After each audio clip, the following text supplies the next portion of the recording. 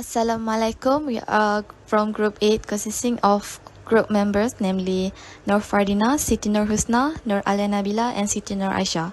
So today we are going to present about the Mamluks. So let's start with introduction. For the introduction, Mamluk architecture, which flourished primarily in Egypt and Syria, is renowned for its distinctive blend of Islamic, Byzantine, and Persian architectural influences. It emerged during the Mamluk Sultanate era, spanning from the 13th to the 16th century, when the Mamluks, a military ruling class of Muslim origin, held significant power and influence. The Mamluk rule is typically divided into two main periods.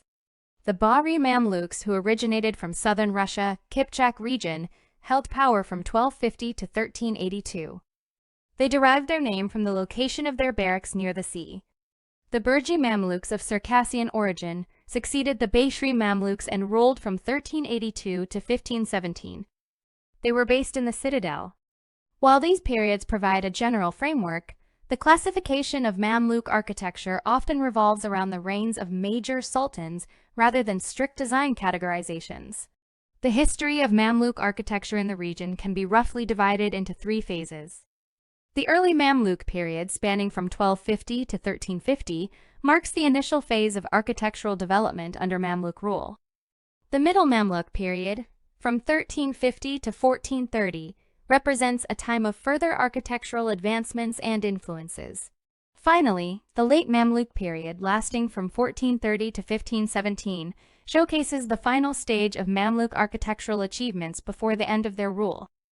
Throughout these phases, Mamluk architecture evolved, incorporating elements from different cultural traditions while maintaining its unique identity. The buildings and structures constructed during this era reflect the grandeur, sophistication, and artistic prowess of Mamluk architects and craftsmen.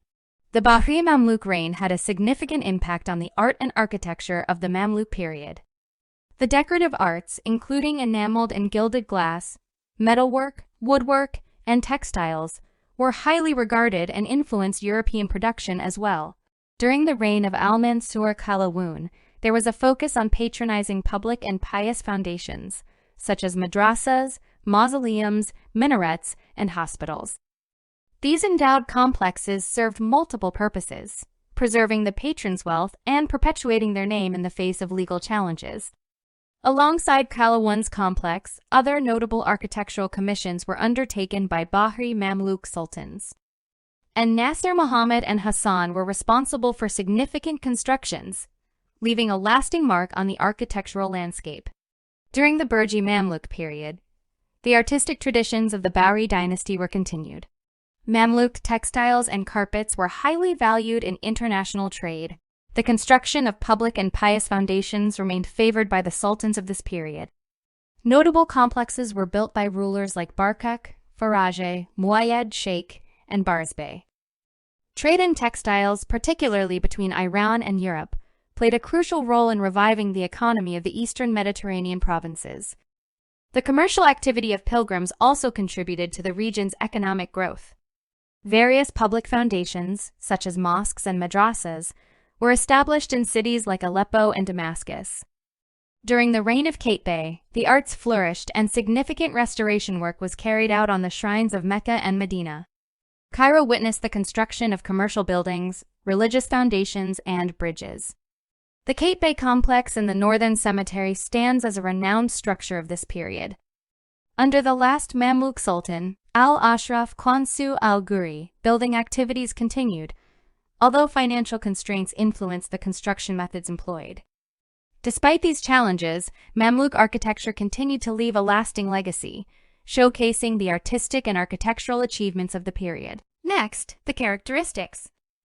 Mamluk architecture refers to the architectural style that flourished in Egypt and Syria during the Mamluk Sultanate 1250–1517. It was developed by the Mamluks, a military caste of slave soldiers who rose to power and became the ruling class in the region.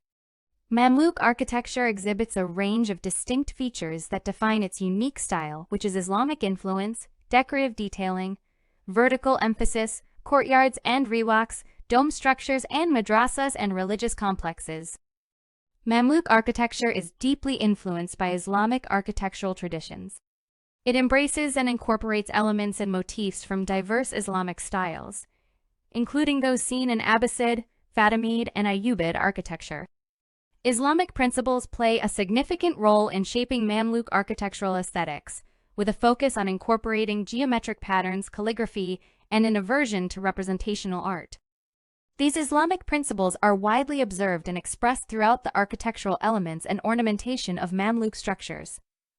During the Mamluk period, the decoration of monuments underwent a significant evolution, becoming more elaborate and diverse. In the early Bahri Mamluk period, carved stucco was extensively used for interior and exterior ornamentation, particularly on brick domes and minarets. However, the use of glass mosaics, which had been present in early Mamluk monuments, gradually diminished by the late Bahri period.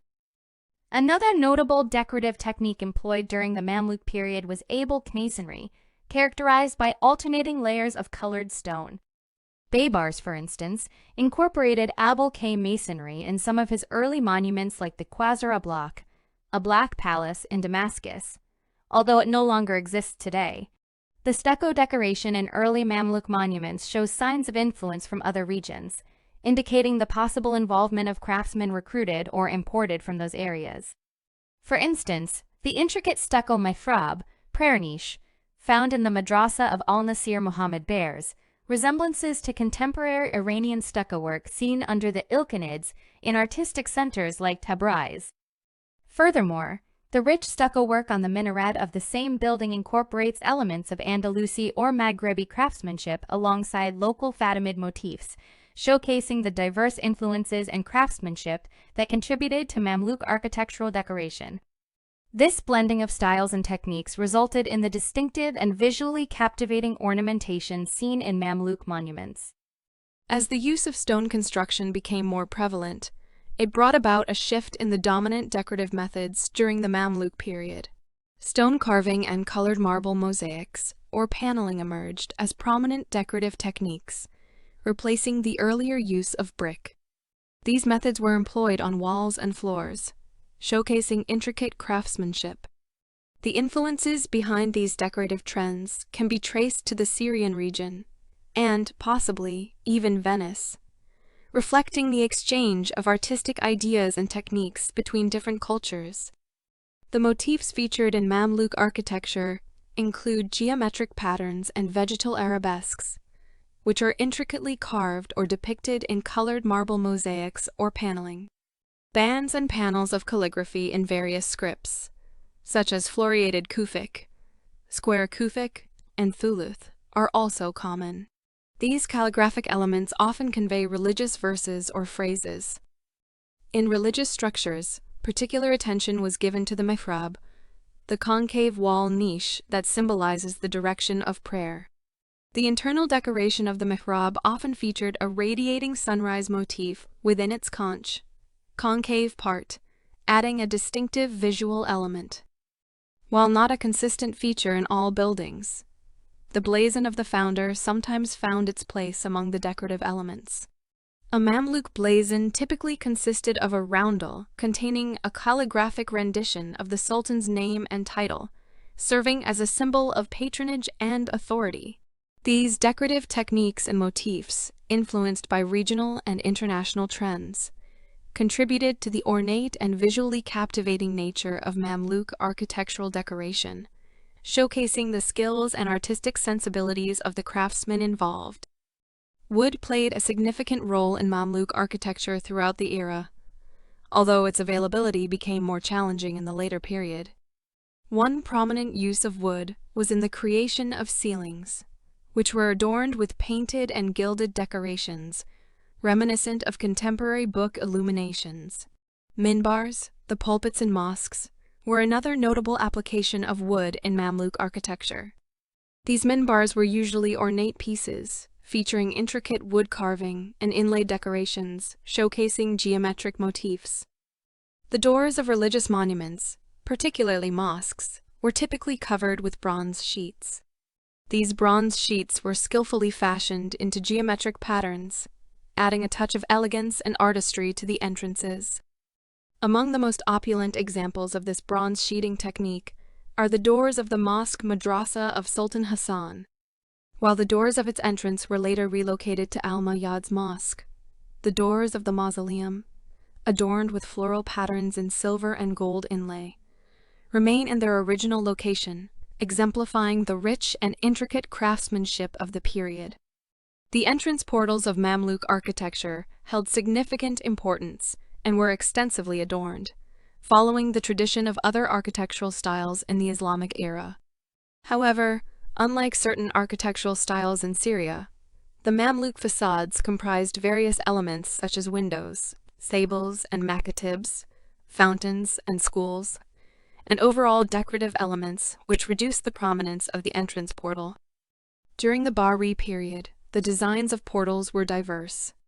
Some examples, like those found in Kolawan's complex, 1285, and the mausoleum of Sanjar and Salar, 1303, featured decorative elements such as marble paneling. However, they were not architecturally emphasized in terms of their proportions or position within the overall facade of the building. In the 15th century, during the Burji period, portals primarily adorned with muqarnas, a type of ornamental vaulting, became less common. The main entrance portal of the Mosque of Al-Muwayyad Sheikh, constructed between 1415 and 1420, was the last monumental portal built in the Mamluk period. Following this, portals with a trilobed profile and groin vaulting became prevalent. These portals featured a semi-dome situated above two quarter domes, resembling squinches. Some of them incorporated muqarnas into the squinches as well. Interestingly, this composition was also later adopted for the interior pendentives of domes, suggesting a parallel development between portal architecture and dome architecture. Vertical emphasis indeed a prominent characteristic of Mamluk architecture. The buildings showcase tall and slender columns, soaring pointed arches, and towering minarets. This verticality adds a sense of grandeur and elegance to the architectural composition. Mamluk minarets, in particular, are highly ornate and often feature 3 tiers separated by balconies, each tier having a distinct design, a feature commonly found in Cairo. During the early Bahri period, minarets were primarily constructed with brick. However, certain examples, such as the minarets of Kolawan's complex and Al-Nasir Muhammad's mosque, were built with stone. From the 1340s onwards, stone minarets became more prevalent and eventually became the standard. In the Bahri period, minarets followed the trend set by earlier Fatimid and Ayyubid minarets, featuring square shafts that culminated in a lantern structure known as a mabkara, or incense burner, crowned by a fluted dome. In the later Burji period, Mamluk minarets typically had an octagonal shaft for the first tier, a round shaft for the second tier, and a lantern structure with a finial for the third level. This distinctive design became a common characteristic of minarets during this period. Mamluk architecture is characterized by the presence of open courtyards surrounded by arcaded galleries known as riwaks. These courtyards serve as central spaces within Mamluk buildings, offering areas for relaxation, socializing, and ventilation. The riwaks, acting as covered walkways, provide shade and protection from the sun. Courtyards hold significant importance in Mamluk architecture, serving as focal points and gathering areas. Typically square or rectangular in shape, they are encompassed by arcaded galleries. Access to the courtyard is usually through an entrance gate or portal, leading into the main building complex. Privacy and security are key considerations, with the courtyards enclosed by walls or screens, creating a sense of seclusion from the external surroundings. This design fosters a controlled and protected environment within the building complex. The riwaks, encircling the courtyard, consist of covered walkways or arcaded galleries. Supported by columns or pillars, they create a colonnade effect. These riwaks offer shelter, shade, and serve as a transition between the courtyard and the interior spaces of the building. They also provide spaces for circulation, social interaction, and contemplation. In Mamluk architecture, the arcades of the riwaks are adorned with decorative elements, showcasing the skill and craftsmanship of Mamluk artisans. Elaborate stone carvings, stucco work, and ornamental motifs embellish the arcades, adding visual interest to the architecture. The arches used in the riwaks often follow Islamic architectural traditions, with pointed or horseshoe-shaped designs, further contributing to the overall aesthetic and adhering to Islamic architectural principles. Mamluk architecture features a rich use of domes, both large and small, in its design. These domes are often adorned with intricate geometric patterns and ribbing. They hold a prominent place in the construction of significant religious structures like mosques and mausoleums. Over time, Mamluk domes evolved from being constructed with wood or brick to using stone masonry. Inside these structures, the transition between the round dome's base and the square chamber's walls below was initially achieved through multi-tiered squinches. Later, muqarnas carved pendentives were employed for the same purpose. During the Bari period, some domes were built with a double shell structure, consisting of an outer dome and an inner dome. These domes exhibited a bulbous or bulging profile, similar to the later Timurid domes. In the Burji period, the domes took on a more pointed shape and featured tall drums. Stone domes progressively received more intricate surface decorations, starting with simple motifs such as chevron patterns. Eventually, in the late Mamluk period, these decorations reached their peak with complex geometric or arabesque motifs. Mamluk architecture, madrasas, and religious complexes. Mamluk architecture flourished with the construction of numerous madrasas, Islamic schools, and religious complexes. These complexes were comprised of a mosque, a madrasa, a mausoleum, and other functional spaces, forming architectural ensembles that showcase the wealth and patronage of the Mamluk rulers. One of the most remarkable examples of Mamluk architecture is the mosque madrasa of Sultan Hassan. This structure immortalizes the name of Sultan Hassan rather than his ruling period. It was built between 1356 and 1363 during the Bari Mamluk period, commissioned by Sultan and Nasir Hassan. The mosque was designed to accommodate schools representing all four Sunni schools of thought: Shafi'i, Maliki, Hanafi, and Hanbali. The architectural plan of the complex includes a square space adjacent to the mosque, which serves as the mausoleum. The majority of the building is dedicated to the madrasa and other supporting functions. The design features a centralized plan with a large courtyard surrounded by 4 iwans, or vaulted halls. Each iwan leads to a different area of the complex, including the prayer hall, madrasa classrooms, and the mausoleum. Kalawan complex of Sultan al-Mansur. The construction of the complex progressed rapidly, primarily due to the extensive use of enslaved individuals under the command of the Sultan. With their labor, the hospital was completed in less than 6 months, while the mausoleum and madrasa took approximately 4 months each. Historians note that the columns utilized in the mausoleum were acquired from various materials like granite, marble, and potentially repurposed from another palace located on Rhoda Island. Regarded as one of the most magnificent architectural marvels of its era, the complex boasted a school, madrasa, a hospital, bimaristan, and a mausoleum, all adorned with a splendid dome. The construction of the complex unfolded in 3 stages, commencing with the hospital as the first structure to be built. The Kalawan complex, built by Al-Mansur Kalawan in 1284-1285, is a remarkable architectural ensemble that consists of a hospital, bimaristan, a madrasa, Islamic educational institution, and the mausoleum of Sultan Kalawan himself. This complex was established on the grounds where the Fatimid Palace of Cairo once stood, and it incorporated several halls from the original palace. Over the course of history, the property changed hands multiple times until it was eventually acquired by Sultan Kalawan in 1283. The construction of the funerary complex for Sultan al-Mansur Saif al-Din Kalawan, which included both the madrasa and the mausoleum, reportedly took approximately 13 months, spanning from 1284 to 1285. The madrasa/hospital, bimaristan. The madrasa. Within the madrasa of the Kalawan complex, various subjects are taught, including the 4 main schools of Islamic law and the 4 schools of jurisprudence. In addition to these subjects, teachings on hadith, sayings of the Prophet Muhammad, and medical education are also available. The madrasa consists of 2 iwans, vaulted halls, and 2 rest areas, as described in the attached Waqf document, which serves as evidence of its layout and design. The spacious courtyard of the madrasa is adorned with polychrome marble, adding a vibrant and colorful touch to its flooring. The facade of the madrasa's prayer hall overlooks the courtyard and features a 3-story, 2-tiered structure. It is characterized by a central arch flanked by 2 smaller arches, with curved openings being a dominant architectural element.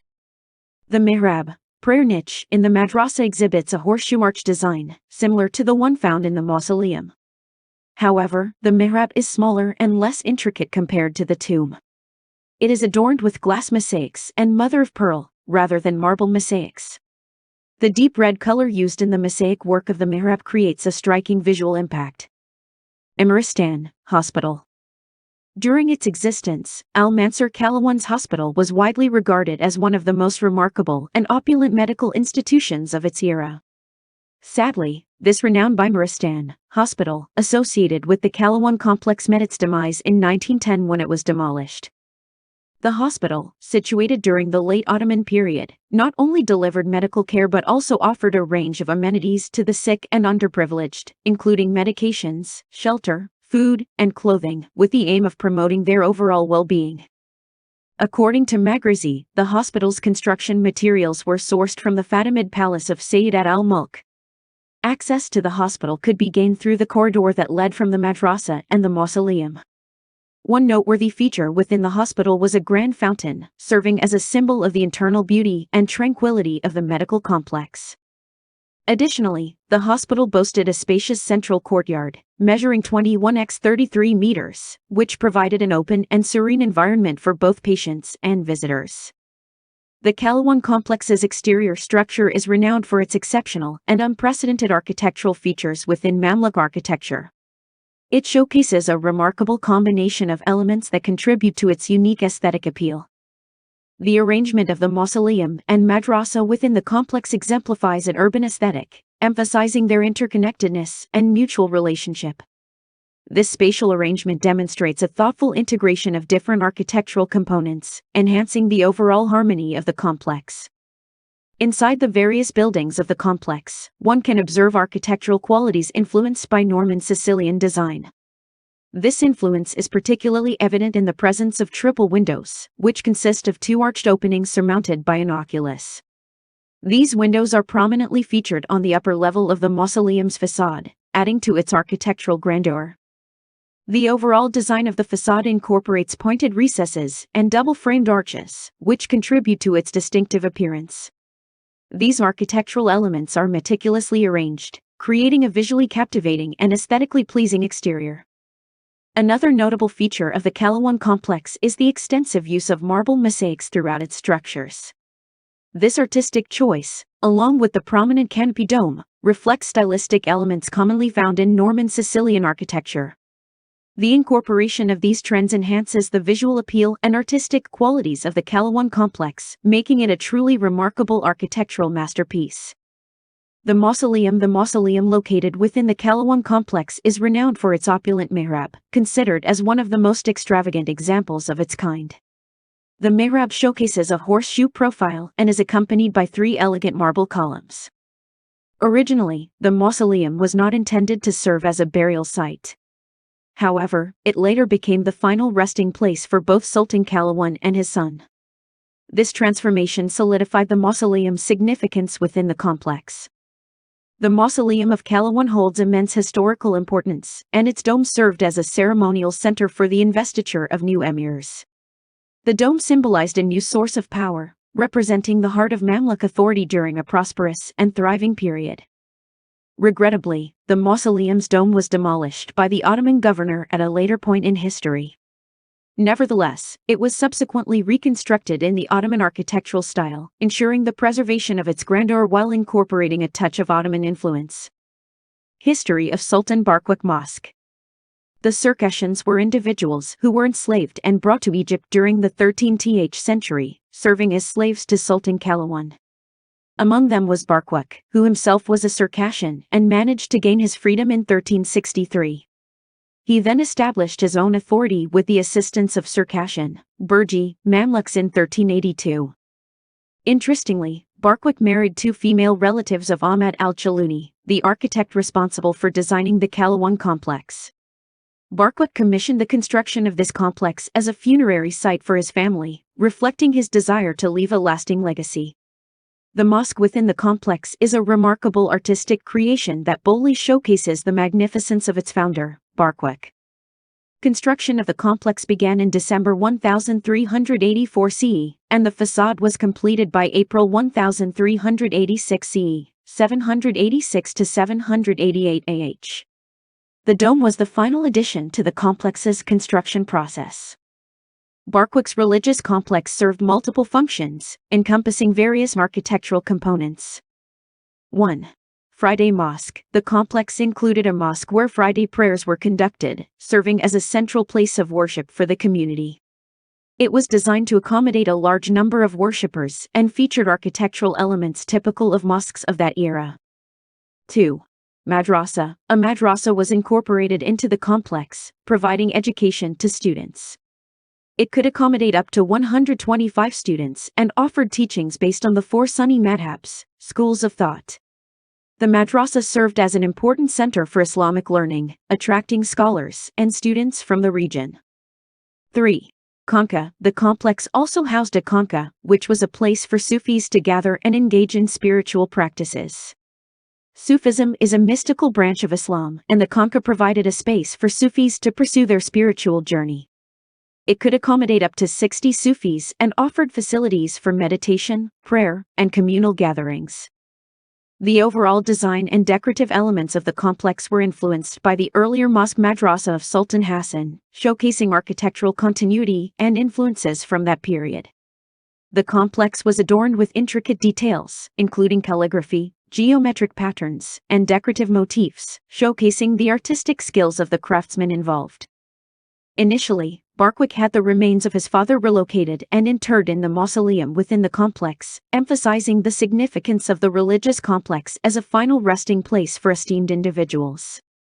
However, Barkwik later expressed a desire to be buried in a new mausoleum located in the northern cemetery of Cairo, which indicates his changing preferences or circumstances. In addition to the religious complex, there is also a mansion named Zakat Khan situated in the same location. The mansion likely served as a residence for Barkwik or other important individuals associated with the complex, providing them with comfortable accommodations in proximity to the religious and educational facilities. The mausoleum. The mausoleum chamber, located next to the prayer hall on its northern side, is separated by a wall. Originally, the dome of the chamber was constructed with wood, but it was later rebuilt using bricks by the Qamite in 1893. The transition from the circular dome to the square chamber is achieved through the use of original wooden pendentives decorated with muqarnas designs and gilded ornaments, similar to the ceiling in the prayer hall. Both the mihrab, prayer niche, and the qibla wall of the mausoleum were adorned with marble decorations, resembling those found on the qibla wall of the prayer hall. However, it is worth noting that the mihrab in the mausoleum is narrower in comparison. The Kalawang complex's exterior facade was meticulously crafted to ensure its prominence among other significant monuments along the street. Several architectural elements contribute to its visual impact. The minaret, situated at the far northern corner of the complex, immediately captures attention and draws focus to the structure. The dome is skillfully integrated with the minaret, creating a cohesive and unified arrangement that enhances the overall visual appeal. At the southern corner, the entrance portal projects both horizontally and vertically from the surrounding facades, adding grandeur to the entrance. This architectural feature is known as a pishtak. The upper part of the exterior wall showcases a foundation inscription, running just below a row of sculpted muqarnas. This decorative detailing enhances the complex's overall aesthetic. A Quranic inscription, created in a unique and ornate calligraphic style, can be found at a lower level surrounding the doorway. The top lines of the letters are joined together, resembling flower-like knots. Two round windows along the exterior wall correspond to the mihrabs of the madrasa and the mausoleum, emphasizing their presence and significance within the complex. The entrance portal rises to an ornamental stone vault adorned with intricate muqarnas carvings, showcasing the craftsmanship involved in its creation. Beneath the entrance portal, a large panel of inlaid marble, similar to the vestibule of the Sultan Hassan Madrasa, can be seen. This panel, possibly brought from Syria, adds richness to the overall design. The entrance bronze doors are finely decorated with geometric patterns, featuring 18-pointed and 12-pointed stars.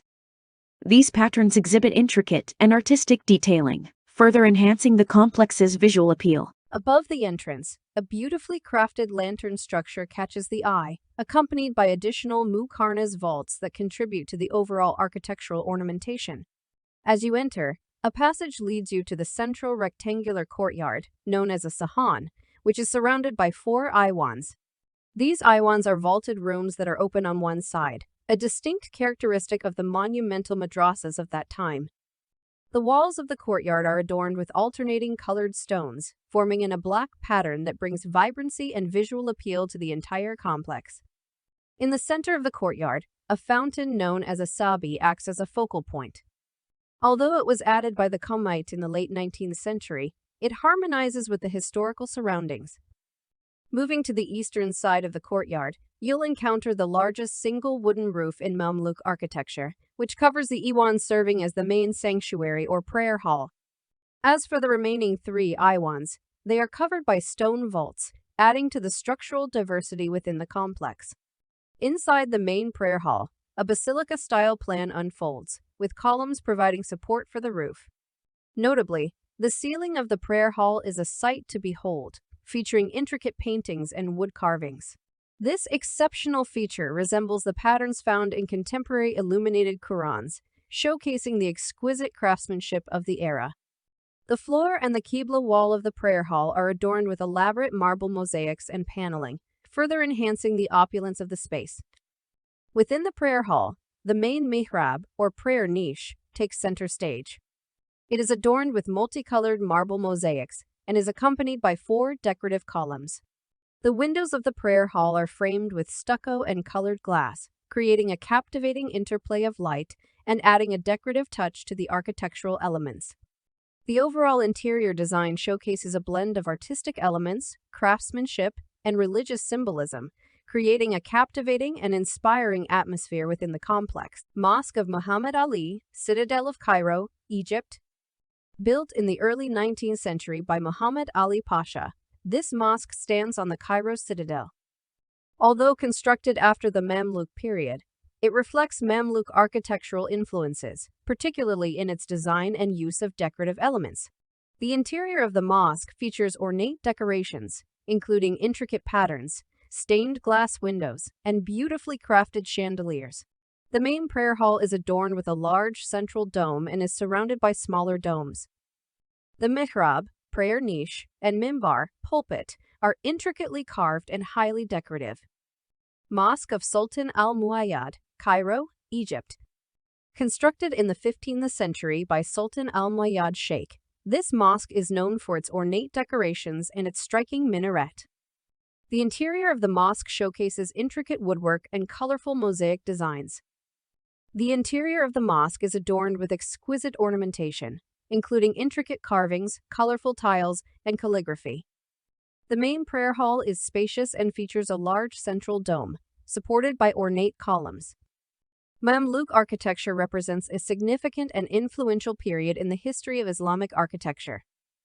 Flourishing in Egypt and Syria during the Mamluk Sultanate, 1250–1517, it reflects a unique blend of artistic traditions, cultural influences, and architectural innovations. The conclusion is Mamluk architecture remains a significant cultural heritage, exemplifying the artistic achievements and architectural excellence of the Mamluk period.